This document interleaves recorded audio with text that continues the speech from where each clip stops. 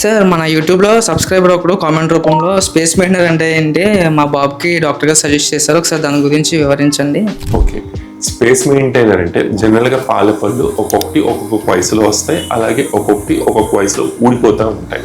ఇప్పుడు for example 6 yearsకి ఒక పన్ను ఊడాలి, కాకపోతే అది ముందే కదిలిపోయి ముందే ఊడిపోయింది. సో దాని కింద ఉండే పర్మనెంట్ పన్ను వచ్చే లోపల మన స్పేస్ని మెయింటైన్ చేయాలి. అంటే ఈ పక్క పళ్ళు దాని వైపుకి జరగకుండా మనం మెయింటైన్ చేయగలిగితే ఆబ్వియస్గా మనం ఆ స్పేస్ని సేవ్ చేసిన అవుతాం. అంటే ఇప్పుడు ఈజీగా చెప్పాలి అంటే ఒక్కొక్క పాల పన్ను ఒక్కొక్క వయసులో వస్తుంది, అలాగే ఒక్కొక్క పాల పన్ను ఊడిపోయి దాని కింద పర్మనెంట్ పన్ను ఒక వయసులో వస్తుంది.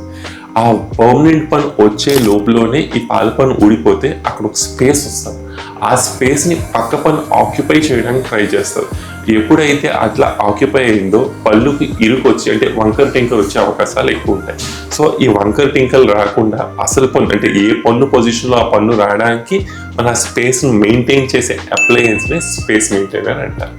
పూర్వం జనరల్గా చాలా మంది ఏం చేసేవారంటే పన్ను ఊడిపోతే పాలు పన్నే కదా ఊడిపోయింది, పర్మనెంట్ పన్ను వస్తుంది కదా అని అనుకుంటారు.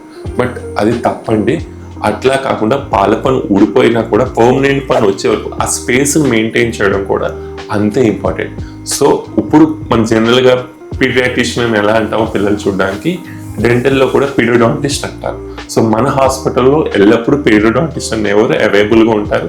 సో ఎవరికైనా పళ్ళ సమస్యలు ఎలాంటి చిన్నపిల్లలు ముఖ్యంగా సమస్యలు వచ్చినా ఈ పీడియోడాంటిస్ట్ ఈ స్పేస్ మెయింటైనర్ క్లుప్తంగా మీకు ఎక్స్ప్లెయిన్ చేసి ఎంతవరకు అవసరమో అంతవరకు చేస్తారు. సో డౌట్ క్లారిఫై అయింది అనుకుంటా.